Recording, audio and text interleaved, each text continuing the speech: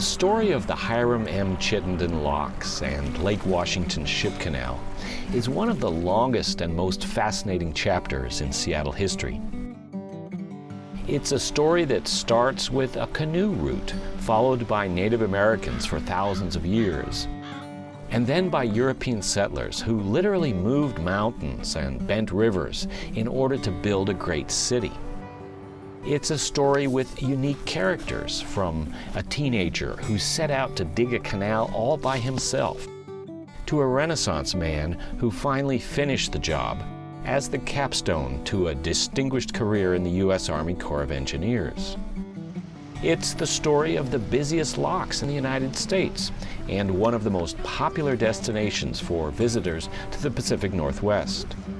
This is a story well worth telling in 2017, 100 years after Seattle proudly opened its brand new Waterway to the world.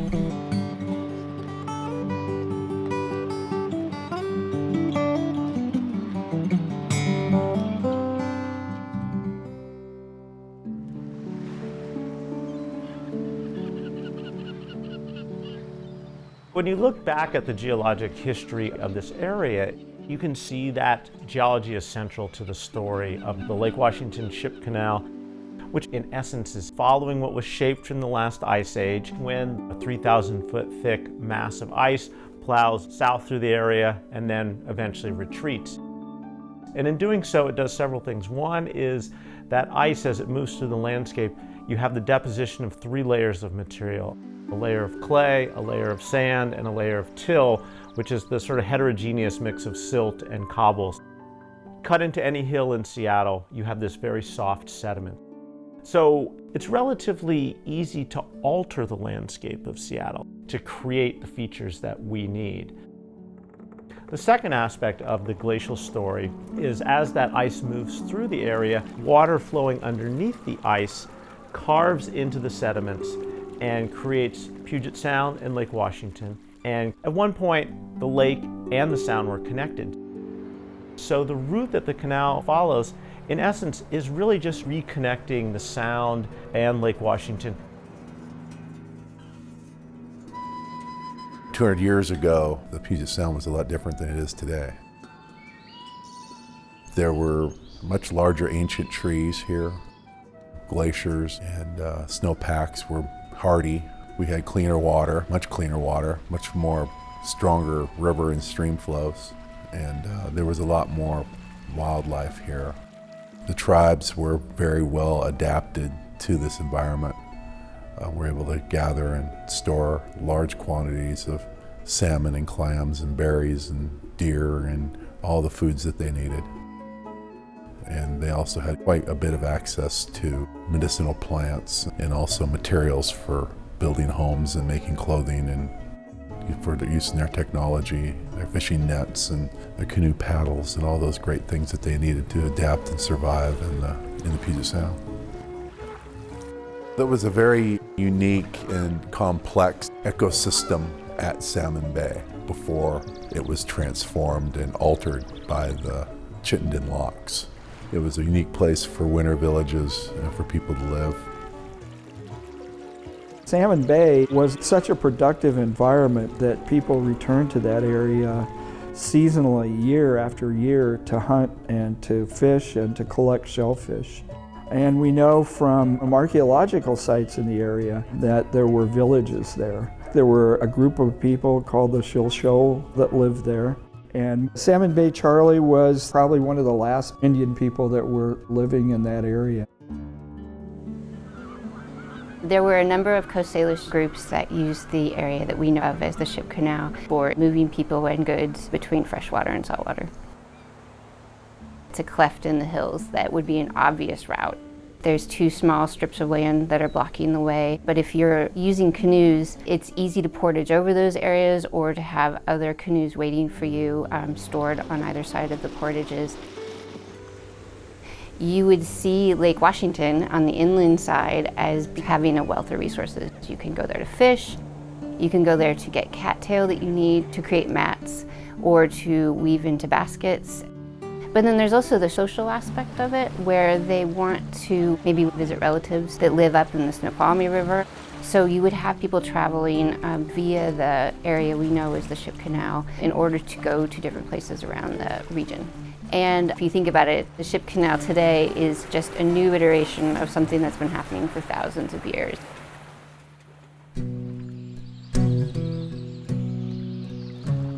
In the 1850s, you have the first non-native settlers coming to the region, and they come by boat because there are no overland roads and there's no railroad yet. The reason that Seattle was an obvious choice to build a city is that it has a deep water port, and then also the surrounding land had forests and most likely mines, and then fish in the bay, of course, that could be sold along the coast. They came to Seattle to build a community, but also to build a city that was based on these natural resources. Ever since the 1850s, the vision has been for a large city, not just a way station along the way. And so in order to do that, you see a willingness throughout our history to do whatever is necessary in order to set the stage for that growth. And so we leveled hills, we filled marshlands, we straightened a river, we built the Ship Canal. It just goes on and on what city leaders were willing to do in order to create space for a city. Canals have been something people have thought of in the United States since well before it was the United States. In fact, the earliest proposal that we know of for a canal in the US was Miles Standish, who proposed to cut a short canal through Cape Cod that would allow better transport between Boston and points to the south. That only took 291 years to build. So if you think about the fact that ours took 63 years to build, we shouldn't really complain. In 1825, the Great Canal opens. The Erie Canal opens, 360 plus miles, going deep into the area of New York. And that was really the change. With that opening and people seeing the ability to move goods and move people along this corridor, within a decade of the opening of the Erie Canal, something like 2,500 miles of additional canals are opened in the United States. And certainly the early settlers who came here knew about these canals, probably were influenced by them. They had to have been. The idea of the Lake Washington Ship Canal really starts on July 4th of 1854. In 1854, Seattle was only 2 years old and really just a village in an area we now call Pioneer Square. We had a few houses and shops, sawmills and wharves, and were busy chopping down trees to help build another, much larger city down the coast called San Francisco. It was definitely a humble start, but the settlers had big ideas for the future. There were two pioneers in particular who did more than just dream. Their names are Thomas Mercer and Harvey Pike. In the early summer of that year, the settlers took the day off from sawing and hauling and walked about a mile through the woods to a lake known by the Indian name Tennischuck, meaning Little Water. It was July 4th, and they wanted to celebrate Independence Day with a picnic, of course. There are no photographs of the picnic, but we can imagine what it was like from paintings of that era. The settlers had endured 2 long and rainy winters of hard work, so we can easily picture them cutting loose with a lot of food, games, and maybe some dancing.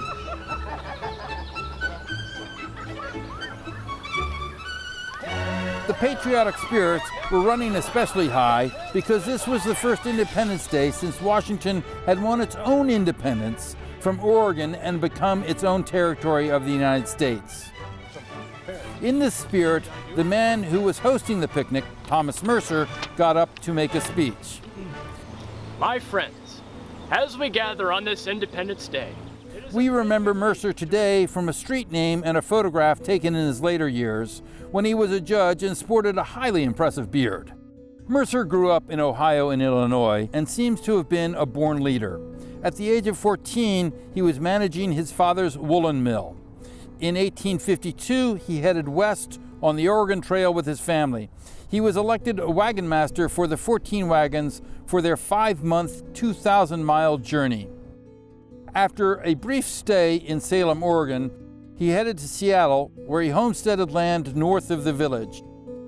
In addition to farming, he became the first local teamster, hauling cargo to and from the wharves with the horses and wagon he had brought from Illinois. Mercer had only settled in the area about a year when he made his speech, but he already was a King County commissioner. Now, the village had no mayor, so a King County commissioner was the highest local elected official. We know roughly what he said in his speech from a letter he wrote many years later. Beyond these hills to the east lies a lake called by the Indian name of Highest Chuck.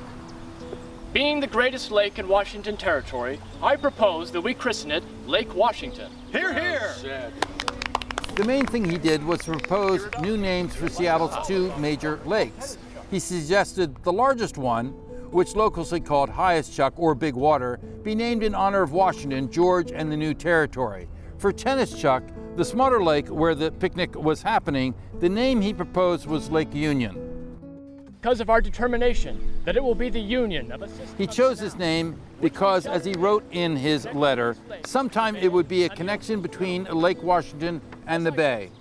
Now, these words may be vague, but behind them lies a huge idea, an inland waterway allowing Seattle to move ships and cargo easily between the interior and the rest of the world. As I gaze on these waters, I foresee their shores crowded with ships' masts and smoking chimneys, harbingers of prosperity ahead for the great city of Seattle. Hear, hear! 3 cheers! Hip, hip, huzzah! Hip, hip, huzzah! Hip, hip, huzzah!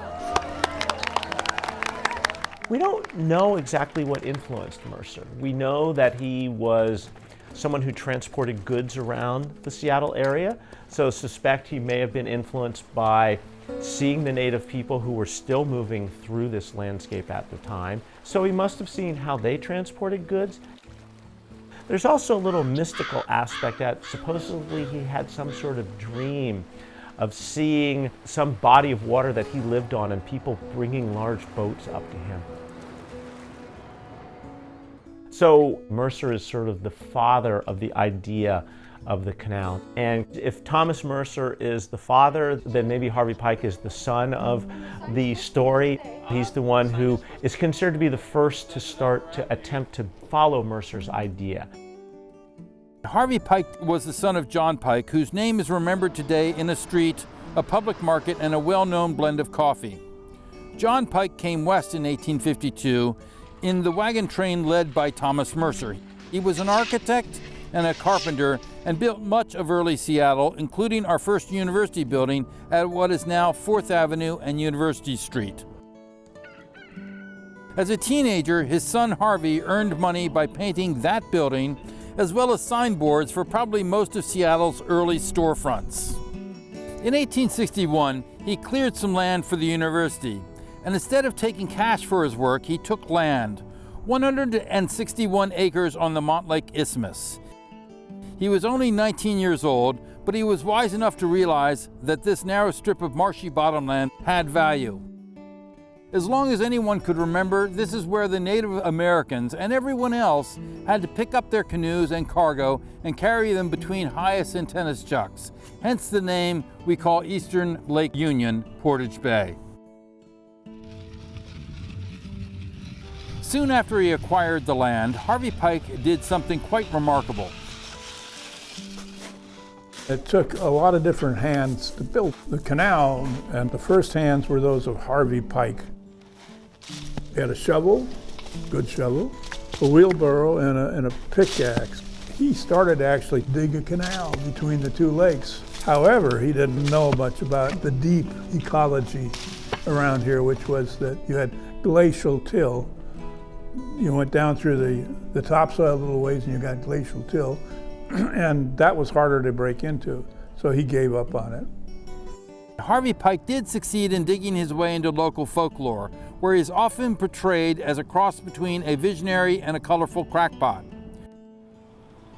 If we look a little closer, we may discover that Harvey Pike was no fool. This 1864 article in the Seattle Gazette sheds light on what he may have been planning.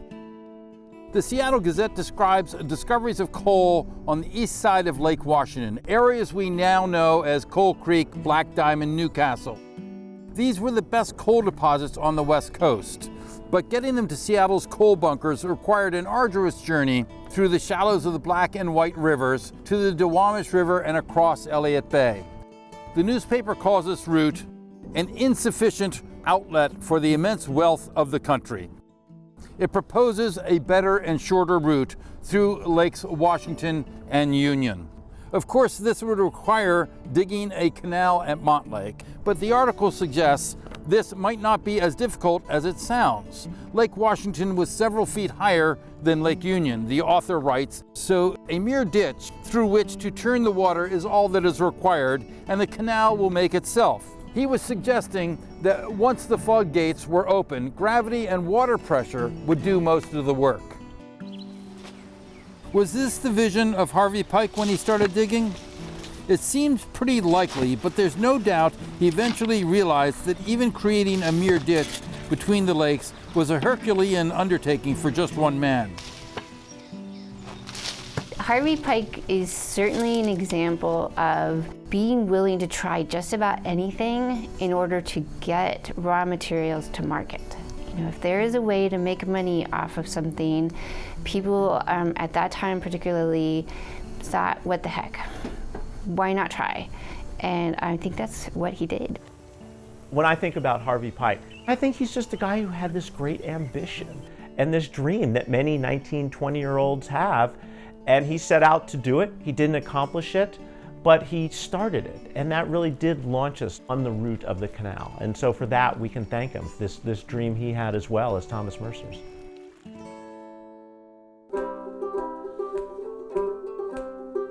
Of course, it was not hard to imagine why a canal would be good, because there was a lot of really good coal on the east side of Lake Washington.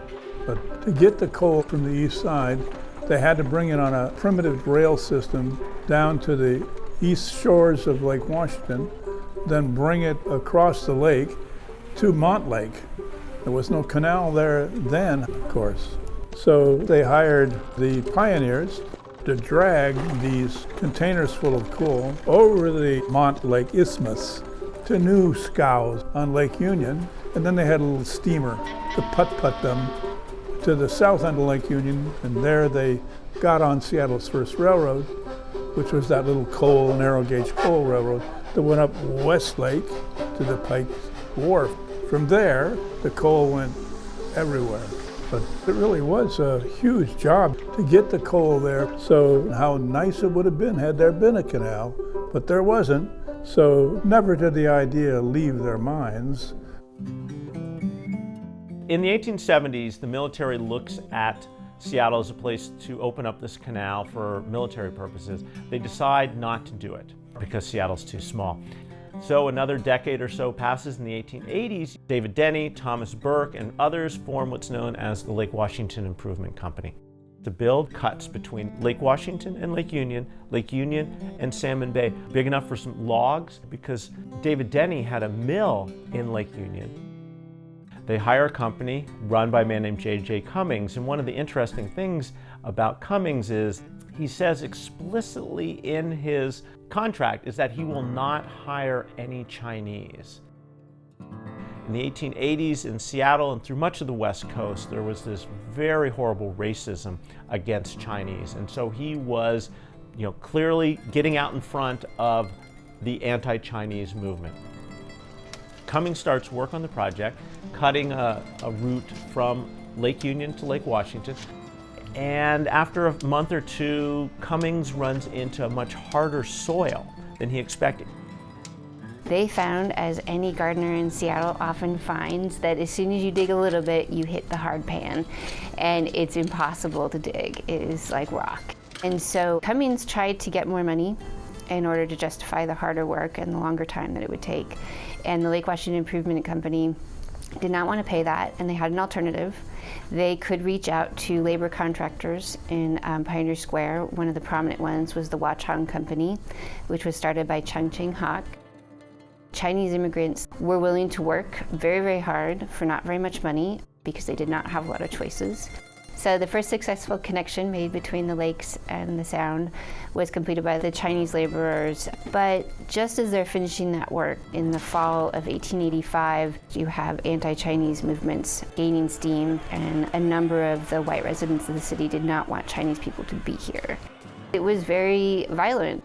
They forced them out to a dock and told them they had to leave. And it's ironic that just as the city is growing and just as we need them for projects like the Ship Canal, we're forcing them out of the city. The first canal was actually just a ditch, and they called it the Montlake Ditch, and it was just big enough to move logs and some small boats. And to control the water movement between the lakes, they built a very small, basic wooden lock structure at the shore of Portage Bay. They were Seattle's first locks. By 1891, it was apparent that Seattle wanted to build this much more substantial canal, but the trick is where and how to build it. And they identified 5 routes. One was via the Duwamish River. One was via the coal railroad route that connected to Pike Street. The third would have carried the canal to the southwest of Lake Union. The Shoal route, which is through Lake Union and out to Puget Sound via Shoal Bay.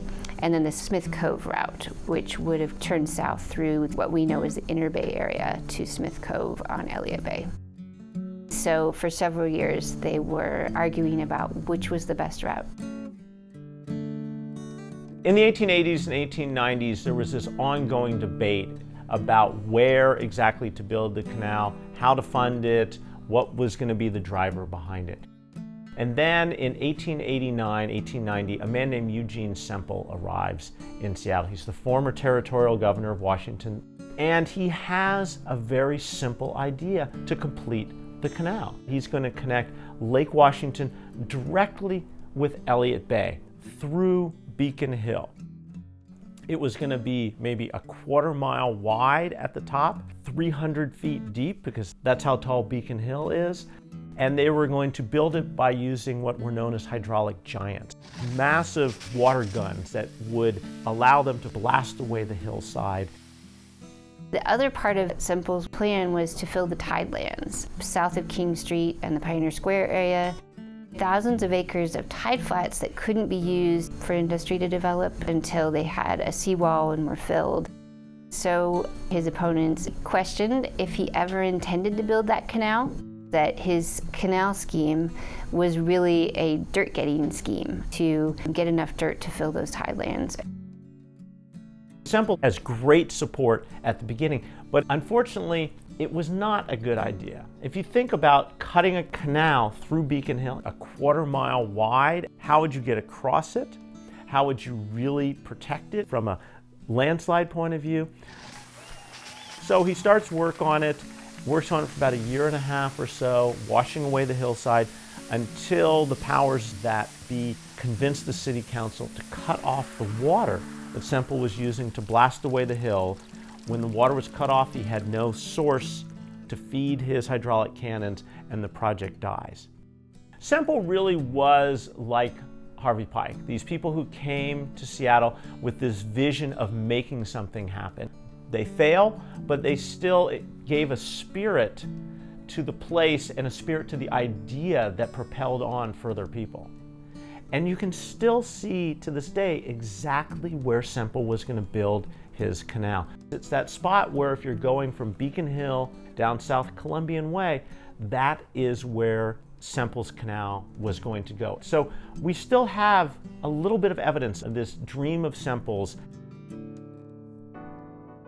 One of the arguments against building the Ship Canal in the 1890s is that Seattle was not big enough. But then in 1897, when the Klondike Gold Rush started, that changed everything.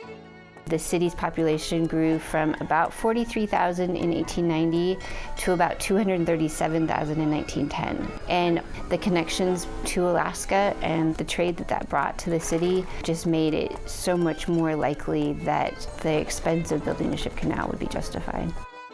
And that's when Hiram Chittenden came to Seattle.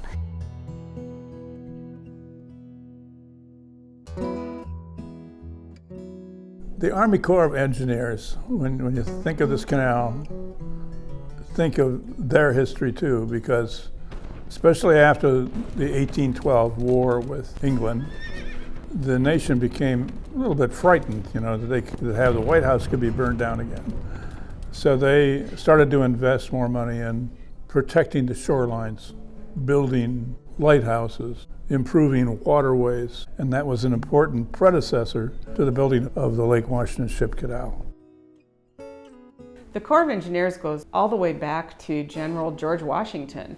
At the time he was formulating his Continental Army, he decided it was important to have an engineer along. I guess for obvious reasons of scoping out military roads and developing ways of crossing water.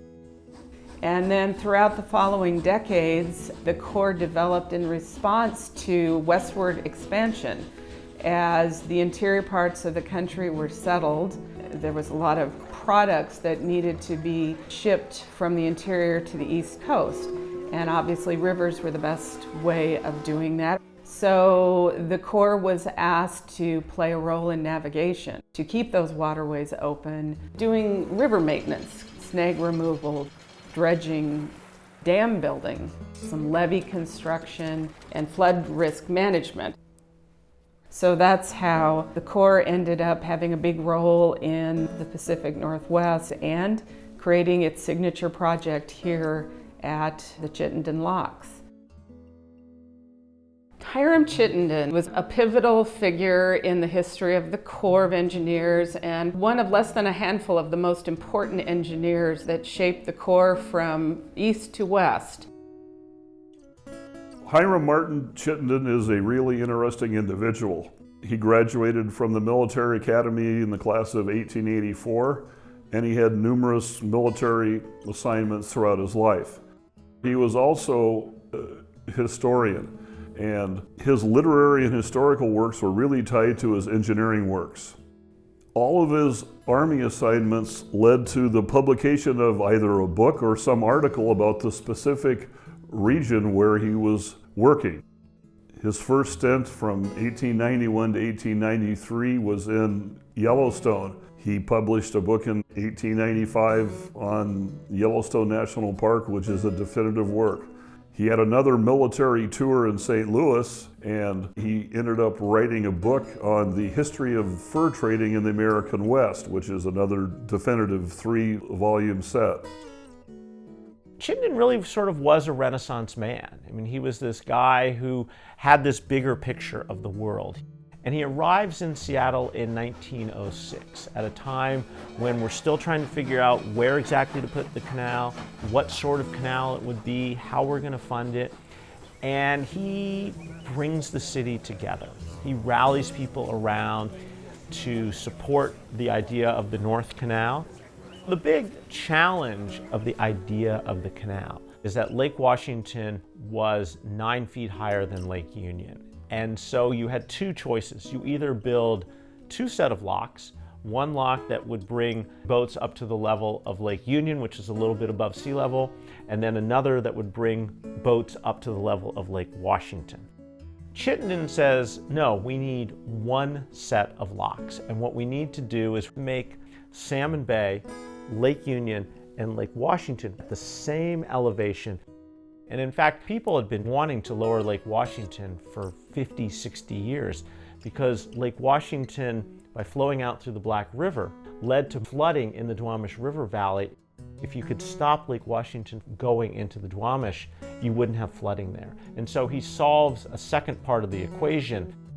And in addition, the other big thing is he gets federal funding. Never before had the government agreed to pay for the project. And there's no way that just the local entities could build it. They needed outside money. They needed the federal government to fund it. And that's what Chittenden brings, is the design and the funding and the unity of the city.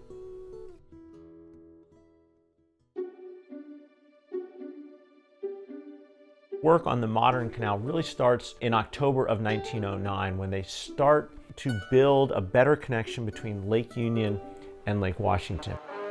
And it started just after the end of the Alaska-Yukon Pacific Exposition, Seattle's first World's Fair. So it was sort of the next great event in Seattle history. At the west end of what we think of as the Motley Cut, they built a coffer dam or temporary dam. And at the east end, there's a series of gates. The contractor for this is the Stillwell Company.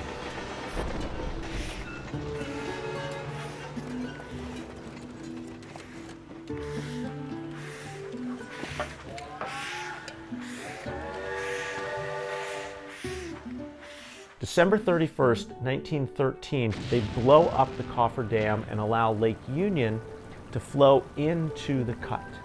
One of the fascinating things is the UW crew immediately starts to row their boats in the cut, like within days of it. But there's one problem.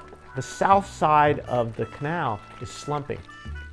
So they build a second temporary dam, drain the water, fix the south side, they allow water to flow in again. It's fine except the north side slumping. Not until 1916 do we get it built right.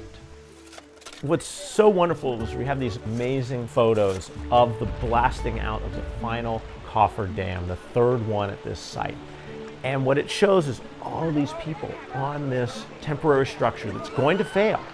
And why they even allowed people there is sort of beyond anything that modern safety engineers would ever consider. It must have been an amazing feeling because Seattleites have been talking about this project since 1854. And finally, it was going to be complete. That flow of water from Lake Union into the Montlake Cut represented the future of Seattle. Meanwhile, at the same time all of this is going on, we then have to have the excavation of the Fremont Cut. That starts in 1911, and around the same time, work begins on the locks. And the first thing they do is build a coffer or temporary dam around the site. They pump all the water out of it. So now you have this big pit. They then build a train route down the center of it so they can move goods. They also have a series of overhead cranes that allow goods to be moved. So that's the first part of the project. They then start pouring the concrete, and over the next 2 or 3 years, they pour the concrete for the large lock and the small lock next to it. The forgotten engineer in all of this is James Kavanaugh, who takes over the job from Chittenden. Chittenden retires in 1909 for health reasons, and Kavanaugh in 1911 takes over. He, like Chittenden, had been a West Point graduate. He actually graduated first in his class. And he pushes it all through. He's the one you see his name on all of the paperwork. Chittenden's the designer, the funder. Kavanaugh was the builder. The main sort of link to Kavanaugh right now is the house on the property that's named for him. He really was the guy who made it work from the Army Corps of Engineers point of view. The construction of the locks was a massive undertaking because the Corps was already building the Panama Canal and the lock systems there. So they took on this other big project about at the same time, and it was a massive undertaking. There were about 300 men working right here at the locks. All the cement was mixed right here at the locks. Of 15 men had to man the big cement mixers, and there were rail lines that went down hauling the material back and forth into the locks and so forth. And then at the same time this was going on, the Corps was supervising the dredging of the canal itself, and that included, of course, digging the Fremont and Montlake cuts. They had massive steam shovels and water cannons, and they were blasting through the earth and removed overall, and with the whole project, somewhere around 4 million cubic yards of dirt. The building of the canal itself has really changed the whole landscape of the Seattle area and the region itself, because it has allowed for Salmon Bay, which was once just a big mud flat, a saltwater inlet, to be filled with fresh water to the level of Lake Union, and that created this big freshwater harbor around which industry today is located. And then in connecting Lake Union and Lake Washington together, Lake Washington was lowered about 9 feet, which changed the whole drainage pattern of that large watershed so that all that water comes through the locks rather than flowing to the Duwamish River, which was the original outflow of Lake Washington. So the whole landscape has been altered because of the building of the canal. Beginning in August 1916, when the Montlake Cut is breached, Lake Washington begins to lower. That set off a whole chain of events, because by doing that, they were transforming the entire shoreline of the lake. First, as the lake was lowered, acres and acres of wetlands drained and became dry land. But the biggest change was that it was lowered below the outlet of the Black River. The Black River connected Lake Washington with the Duwamish River, and the entire river dried up. Today, there's one little remnant left. At the time, it was catastrophic for the Duwamish tribe members who lived along the river still. For thousands of years, the Black River had been the site of villages, and the salmon runs that ran on the river were important to them. The lowering of Lake Washington had a huge impact on the south end of the lake and its natural resources, which affected my people and their treaty right to harvest natural resources. In 1916, between the months of August and October, the Black River went away, and the impact must have been incredible. Joseph Moses lived in that village there on the Black River, and this is a quote from him. "That was quite a day for the white people, at least. The water just went down, down, until our landing and canoes stood dry, and there was no Black River at all. There were pools, of course, and the struggling fish trapped in them.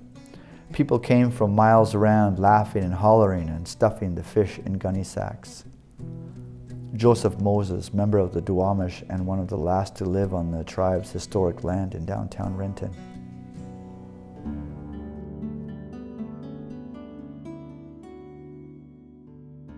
The locks start operation in August of 1916 when boats can move between Puget Sound and Salmon Bay. But the excitement that you see in July of 1917, on July 4th, when the locks are officially dedicated, to me it really shows how the excitement built, that they could see it starting to work, and then when it was finally time to celebrate that this big project was complete. The stories say that people lined the shores all the way from the locks into Lake Washington. July 4th, 1917 is the grand opening of the system. The papers estimate that something like a third or half of the city watched it in one form or another. And the big event was this great boat parade led by the Roosevelt. This was the boat that had taken Admiral Peary up to the North Pole, was now here to lead a parade from the locks into Lake Union and from Lake Union down to Leschi. Something like 200 boats were in this parade. At the same time, one of the early Boeing planes is flying over the scene. So this was just this sort of great culmination of events, of 63 years of dreams really playing out in this one day, this great parade, speeches, boats. I mean, it must have been something to have seen. Chittenden, unfortunately, did not attend the 1917 ceremonies because he was on the verge of death. Had to watch it from his home on North Broadway. So he looked down over the lake. He could see the fireworks and hear all of the noise and all that, but he wasn't able to be there. Chittenden, one of the brilliant, effective characters in the history of Seattle.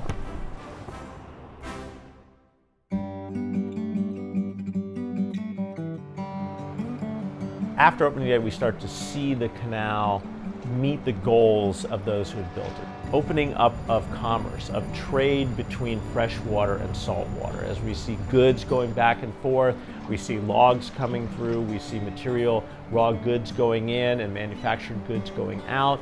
We start to see the development in Lake Union of the Boeing factory is on Lake Union at about this time. And in Fisherman's Terminal, we start to see more fishing-related activity develop. Fisherman's Terminal opened before the locks were built. Initially, it was a very small moorage with a very small basin. So once the locks are completed in 1916 and the bay is full of fresh water and it's deeper, they're able to have the larger fishing boats come in, and the first ones are the Wawona and the Azalea.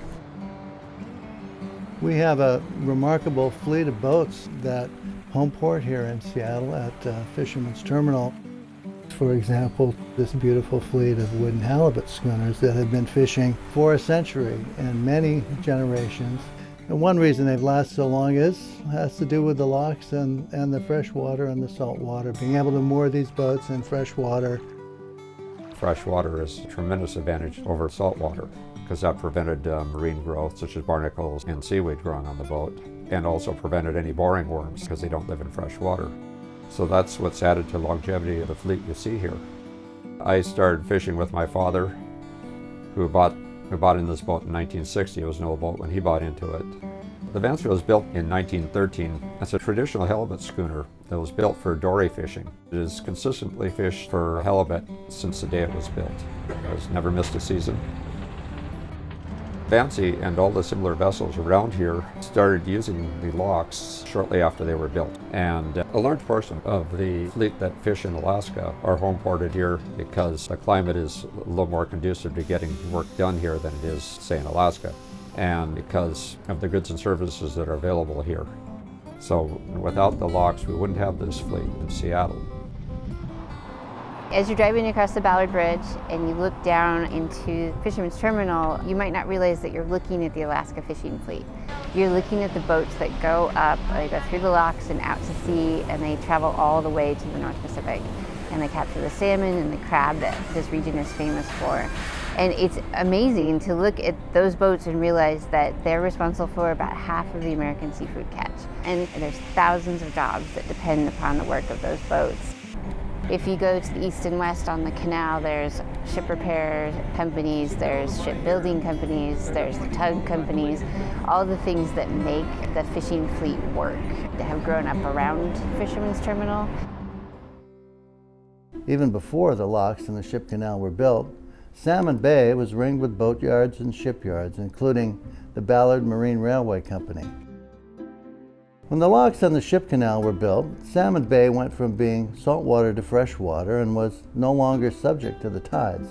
This was a big benefit to shipyards here, but farther inland, the impact of the canal was even bigger. Boatyards and shipyards began springing up all along the canal, and for several decades, Lake Union became a major center for boat building on the west coast of the United States. Well, this is Lake Union Dry Dock Company. We're one of Seattle's oldest businesses. It started here a couple years after the locks were built, 1919. We started out here building yachts, particularly a yacht that had a raised front deck, a raised foredeck. They called it a raised deck cruiser, and it became very popular. And the founder decided he wanted to capitalize on that, so he wanted to go into the business of building these boats. And so they bought this property, built some dry docks, and went to work, and quickly grew to building yachts, beautiful yachts, over 100 feet long. And by 1929, we were building things such as the W.T. Preston. Okay. And you know the W.T. Preston. Yeah, the Preston is a pretty famous Corps of Engineers boat that they use to pull snags. Just the other day, I got to talk with a gentleman that had walked onto the boat in 1953 and worked on it until the early 1980s. Oh man, that was in service a long time. Yeah. So what all were you doing to this vessel? They sandblasted the whole thing, painted it. Lake Union Dry Dock has a lot of big equipment, but the biggest thing in the yard is Dry Dock number 8, which has a very special connection to the Ballard Locks. It actually began its career as a floating dry dock for the Navy during World War II, a long way from Lake Union. This was built in the early part of 1944, just about a year before the war ended. That was originally designed to go to sea and be self-contained and dry dock vessels at sea. In 1975, a company called Marine Power and Equipment bought the floating dry dock, which by then had been named the White Sands. They wanted her for their North Lake Union shipyard, and of course this meant bringing her through the Ballard Locks. Now the locks are wide, 80 feet to be exact, but unfortunately the White Sands was wider by about a foot, so bringing her through was an engineering feat that almost rivaled the building of the locks themselves. It really was quite an event when it came through the locks. The word went out in the community of Ballard that, hey, something interesting's going through the locks, and everybody came down. They shut the doors in their offices and came down to see it coming through. Yeah.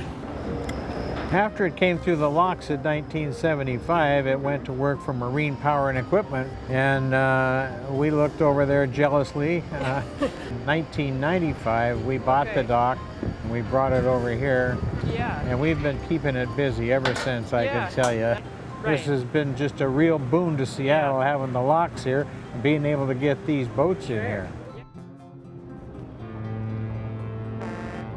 It's almost difficult to convey how different the canal was in its early years compared to what it is today. It didn't take long before people were arguing that part of the space along the Ship Canal should be for people to enjoy the water. Seattle Garden Club proposed that if they could beautify the canal, then people in their pleasure boats would come through, and if it was a more enjoyable experience, they would be more likely to come back. And it worked. I mean, that is definitely one of the things the Seattle and the Ship Canal are known for, is that it is a beautiful place to ride your boat through or to walk along. Initially, the goal of the Ship Canal was industrial and bringing in jobs. But then you start to see people use it for recreational use. And these slowly grow over time to now recreational boating, at least from the number of boats, dwarfs the number of boats going through for other purposes. And that, I think, was one of the unexpected aspects of the canal. But I think for most of us, maybe the most important aspect, and it's what allows the canal to unite the city in many ways. The Ship Canal is important for recreational boating because it allows people to moor their boats in fresh water and then go into salt water. And the water around Seattle and the Puget Sound is some of the best water and some of the best cruising grounds in the world. When the locks were first opened, they had a parade that started on the saltwater side, came up to the freshwater side, and since then we've had boat parades on an annual basis, even through the war years. And it's gotten bigger and bigger every year, and it's a lot of fun to participate. The crew races that we have now for the Windermere Cup that are part of opening day are the largest viewed crew races in the world. The Windermere Cup really is where many of us rowers start our journey. For me, when I was a little novice rower, the first time I had ever seen rowing was through the Montlake Cut during the Windermere Cup. The Washington rowing team really has been using the Montlake Cut in the Ship Canal ever since it was first established. So you've probably seen these incredibly historic pictures of the cofferdam being torn down and the water rushing through and filling up the Montlake Cut. I'm sure there are many UW rowers standing and watching this whole spectacle take place and thinking, you know, let's get out there tomorrow, let's see what we can do as a team on this new waterway, and let's see what sort of incredible things we can do from the protected water of the Montlake Cut. And that's exactly what they did. They started training there right away, and they haven't stopped for over 100 years. It's been huge. We're talking boys of the boat huge. We're talking dozens of Olympic gold medals. We're talking legacies of Olympic rowers that all had their beginnings at the University of Washington. And it is because of the Montlake Cut and the Ship Canal that Seattle is internationally regarded as a beautiful venue for rowing. I've never been a rower myself, but I sure appreciate those people that can get up at 5 in the morning, practice, get out there for a race, and then it all happens in a matter of 3, 4, 5 minutes. Crew races has grown to become a big integral part of Seattle. Now, opening day, while it's sponsored by the Yacht Club and supported by the Yacht Club, it's not a Yacht Club event. It's a city event, and it's the largest city event in Seattle. In fact, if you look around, the largest boating event in the world. Boating has a really big place in Seattle, unique almost in cities around the country, thanks to Hiram, Chittenden, and the locks.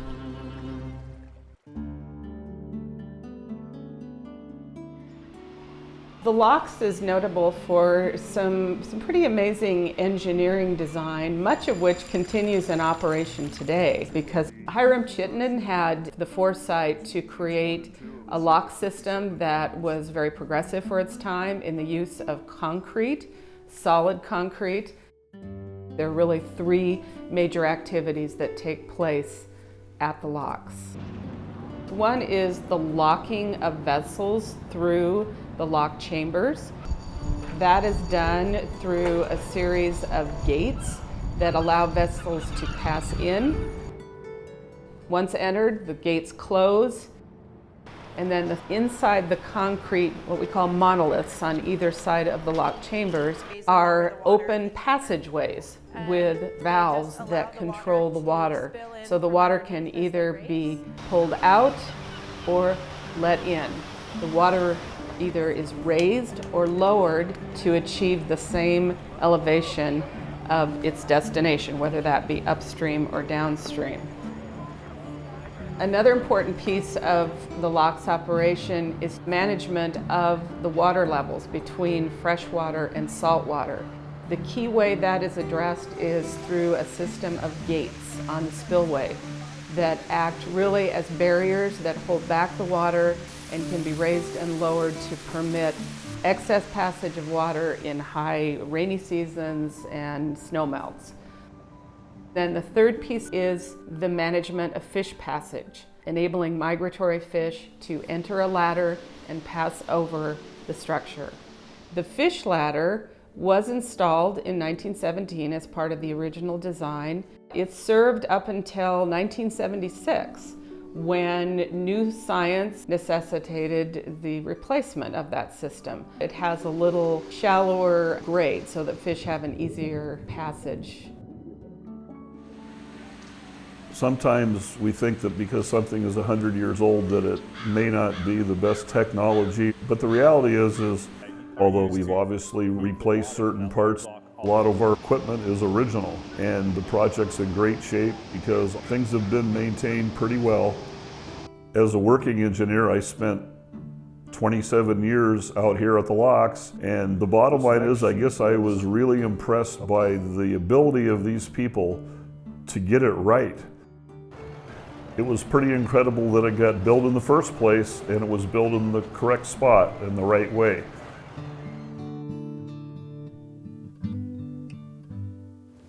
Hi. Well, good morning. How are you? Welcome. Thank you. Today it was a fun day. I had the privilege of meeting the great-grandchildren of Hiram Chittenden, and we walked around and we had a chance to look at various buildings and structures and talk about the architectural history as well as the operation of the locks itself. As you know, your great-grandfather was very forward-thinking and really spared no expense in who was selected to do the design of these structures. The buildings we have here on the grounds were designed by Carl Gould, who was a famous Seattle architect that designed things like the Sousa Library on the UW campus. The Corps hired him to design our concrete buildings to make a statement that we're a strong agency and we care about how we look. Gould attended the École des Beaux-Arts in Paris, France. That actually became known for a particular architectural style, the Beaux-Arts style. The locks feature Carl F. Gould's design in many places, most of the original structures that you see, and there are a lot of original structures, and the small operating houses and their unique little domes. But most prominently in the administration building was intended to be the architectural focal point of the project. And so we put a lot of time and detail into that building, and it's well worth looking at in close detail as you come to the locks. So the locks are obviously known for their beautiful gardens, but that's not the locks as it was constructed in 1917. You would have found a very bare landscape. But in 1930s, Carl English was appointed as the head horticulturalist for the locks. The Carlos English Jr. Botanical Gardens is very unique. It's the only botanical garden that the Army Corps of Engineers maintains. And the only reason why it's here is because of its founder, Carlos English Jr., who was hired here back in 1931 as a gardener just to mow lawns. But he was a plant collector and he had a real passion for horticulture. So he just started planting stuff, you know, what he wanted to have here, and just sort of did it on his own. It was not part of his job description. And he collected plants on vacation trips he took with his wife Edith, and they went all over the western United States collecting native plants and seeds. He also traded seeds with botanical gardens all over the world, and that brought in plants from other countries. He worked here for over 40 years, and this was like his life's work. It's such a lush garden landscape and has become one of Seattle's favorite parks, really one of Seattle's personal backyards, a place of retreat and kind of quiet reflection in a really pretty busy urban environment. Nice balance between technology and aesthetics, I think. Yes, it really is. So quite a legacy for everyone.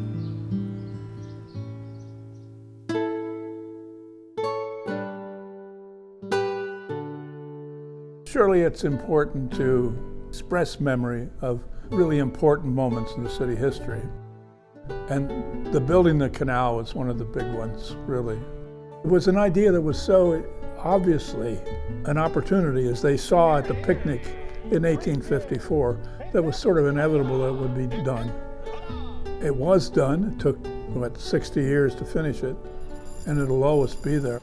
It's really part of this city. It's part of Northwest culture. The Locks is a historic place, but what's really important to remember is that it's an actively used historic place. It's dynamic. It continues to meet its mission, but I think it's a wonderful example of how we can coexist with history. Obviously, adaptations need to be made, upgrades need to be made, and we try to mesh those interests with the preservation of history, and we hope to do an even better job for the next 100 years.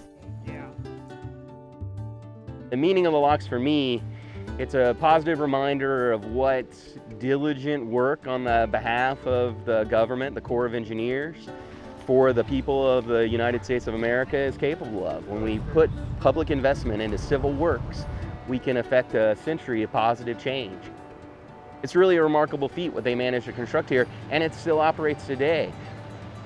I get excited when I see the Locks to think about what they were capable of 100 years ago, and just what I should be doing and the rest of us should be trying to do. It's a positive reminder for me of what we can do today and what they were able to accomplish in the past. When you head out the Locks, those gates that take you from the fresh water to the salt water of Puget Sound open up the world to you. Once they open up, you're free to go. And you think about all of the good things that can happen. When you look at the Locks that's having its 100th birthday, they're not old. They can live as long as we want them to, as long as we maintain them. We've made it to 100, but that's just the first big milepost. That's a buoy that we're passing, and there are many buoys ahead.